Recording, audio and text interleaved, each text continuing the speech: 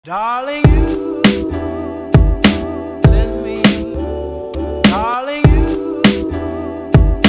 send me.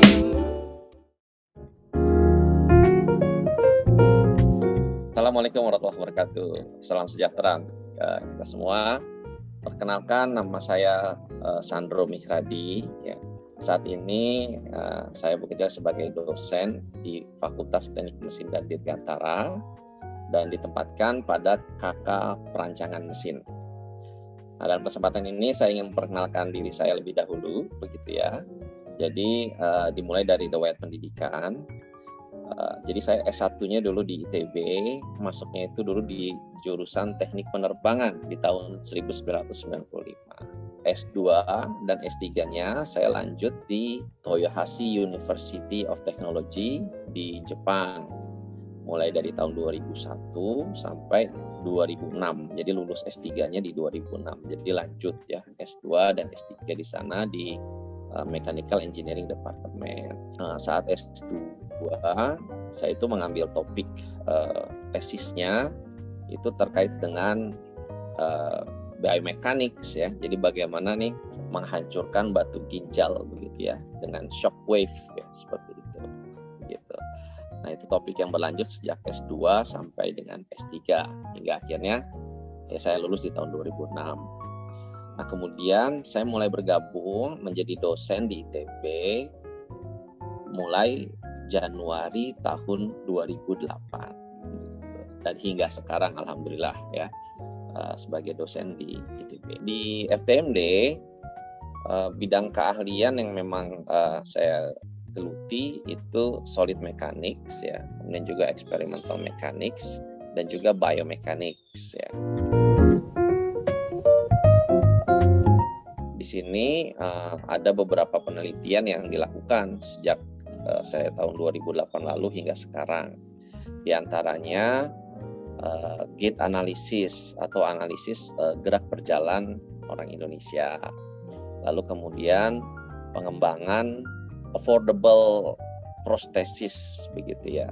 Baik itu leg prosthesis maupun juga hand prosthesis. Jadi kalau untuk leg prosthesis itu mulai dari pengembangan lututnya ya, lutut prostesis, lutut palsu, kemudian juga pengembangan soketnya. Di sini adjustable socket ya. Dan di sini memang ada embel-embelnya affordable. Kenapa affordable? Karena kita melihat memang kebanyakan ya di masyarakat Indonesia yang kebetulan penyandang cacat begitu ya, itu mereka kebanyakan berasal dari keluarga dengan background ekonomi yang memang kurang begitu. Karena itu kita penting begitu untuk bisa menyediakan prostesis yang baik tapi tetap affordable. Jadi saya juga mengembangkan yang namanya motion analyzer system. Itu adalah sistem pengamat gerak berjalan begitu. Nah, yang juga ini sama affordable ya. Kenapa? Karena di situ kita menggunakan awalnya dulu saat dikembangkan kita menggunakan kamera home video kamera biasa begitu ya, yang punya kecepatan itu hanya 25 atau 30 frame per second. Lalu kemudian barulah kita pakai kamera yang lebih proper begitu ya dengan kecepatan 90 frame per second. Dan sekarang juga kita gunakan kamera GoPro begitu ya. Jadi dengan penggunaan kamera-kamera yang lebih terjangkau ini ya. Nah, harapannya sistemnya ini memang kita bisa secara keseluruhan akhirnya bisa affordable begitu ya buat masyarakat Indonesia. Nah, alhamdulillah perkembangannya sudah cukup panjang dan kita yakin sistem yang dikembangkan ini sudah cukup mapan begitu ya. Lalu penelitian berikutnya yang kami lakukan itu terkait dengan injury biomechanics ya. Jadi di sini mengamati dan juga menyimulasikan kecelakaan begitu ya, kecelakaan khususnya begitu ya, di sini kecelakaan penumpang begitu, penumpang kendaraan begitu, apakah itu mobil ataupun kendaraan bis begitu ya, ketika mereka mengalami kecelakaan, apakah itu kecelakaan tabrakan arah depan, apakah itu kecelakaan terguling begitu. Kita juga sempat mempelajari ketika pedestrian ya, pejalan kaki itu bisa mengalami kecelakaan ditabrak begitu ya oleh mobil gitu, oleh kendaraan, bagaimana injury yang terjadi begitu ya, khususnya di kepala, dada, leher ya, seperti itu. Dan itu dilakukan dengan simulasi ya, dengan finite element method. Berikutnya juga penelitiannya terkait dengan crashworthiness ya, dari struktur bis begitu ya, ketika bis tersebut mengalami kecelakaan, apakah kecelakaan tabrakan arah depan ataupun terguling begitu. Bagaimana ketika bis tersebut mengalami kecelakaan gitu ya, strukturnya itu masih dapat melindungi penumpangnya, kira-kira seperti itu ya. Jadi itu konsep crashworthiness itu di situ. Kira-kira demikian itu gambaran dari penelitian yang dilakukan. Untuk mahasiswa baru nanti ya yang akan mulai mengambil topik ya, di sini kami di tim riset biomechanics ya, di sini kami bersama-sama dengan Prof. Andi Isra Mahyudin, kemudian ada Prof. Tata Cipta Widirgantara, dengan Pak Ferianto, dengan Pak Satrio, dengan Pak Arif Sugiharto. Nah, di sini kami biasa memang bekerja sebagai tim begitu ya. Nah, di mana nanti topik-topik yang ditawarkan itu interchangeable di antara kita gitu, seperti itu.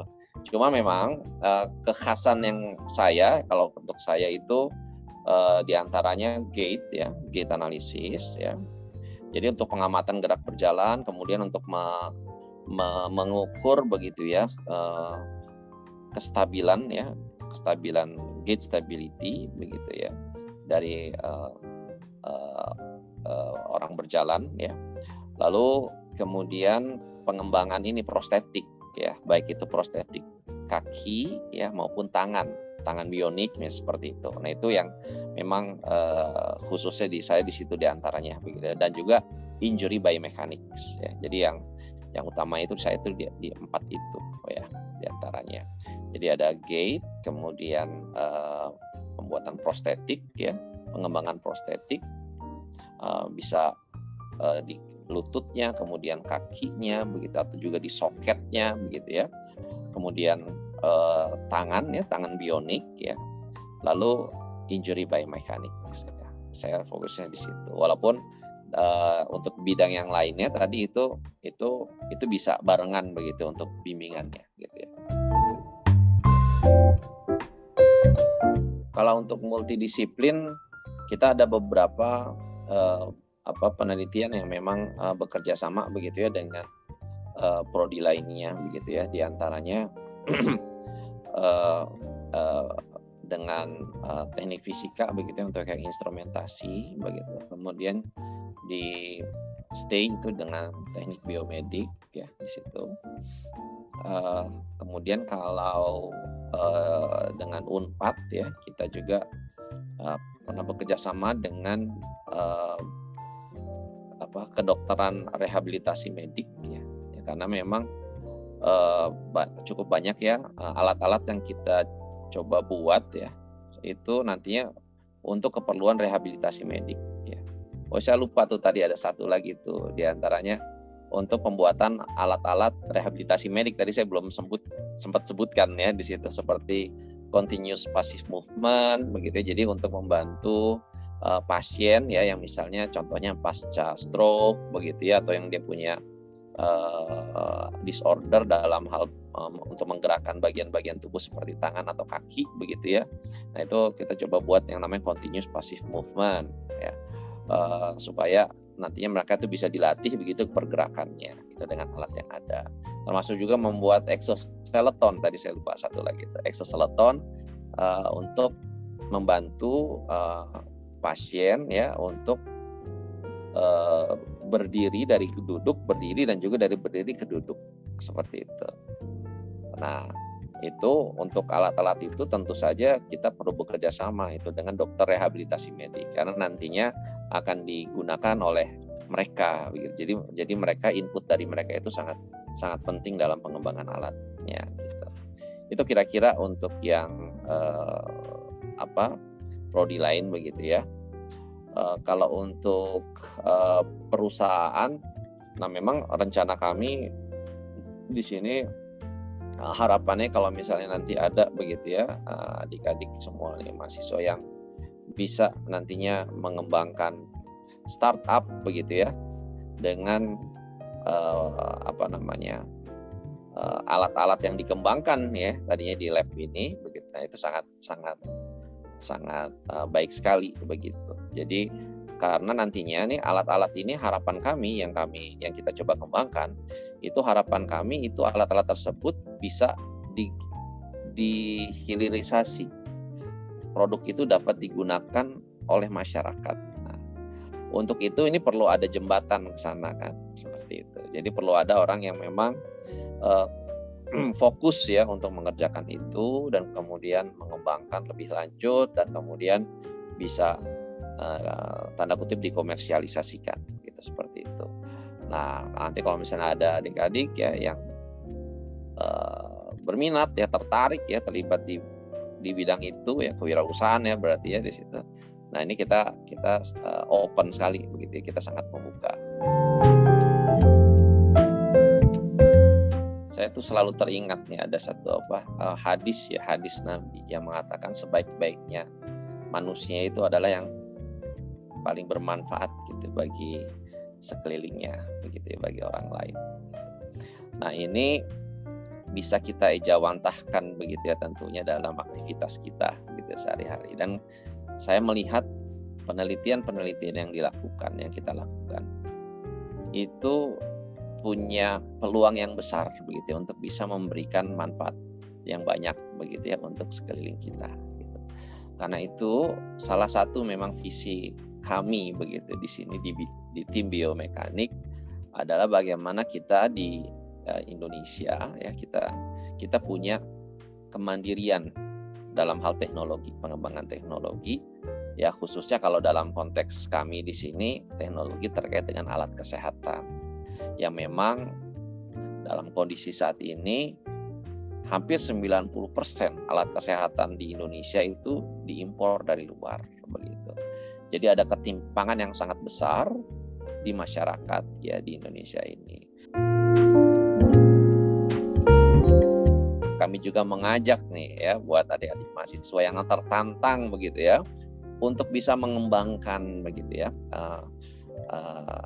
alat-alat kesehatan begitu ya dalam negeri ya seperti itu yang harapannya nanti bisa dimanfaatkan begitu ya sebesar-besarnya begitu oleh masyarakat kita. Karena itu makanya dalam beberapa tema topik yang kami bawa itu selalu ada tagline-nya itu affordable ya. Affordable karena biasanya alat kesehatan itu mahal ya, identik dengan harga yang mahal. Nah, bagaimana kita bisa affordable tapi tetap kualitasnya baik ya seperti itu. Jadi kira-kira seperti itu katakanlah visi kami gitu ya bisa mengembangkan alat kesehatan begitu ya yang baik ya berkualitas baik namun affordable yang itu bisa dimanfaatkan sebesar-besarnya oleh masyarakat Indonesia. Nah, mudah-mudahan kalian bisa ikut bergabung begitu ya dalam barisan ini gitu ya. Kira-kira seperti itu.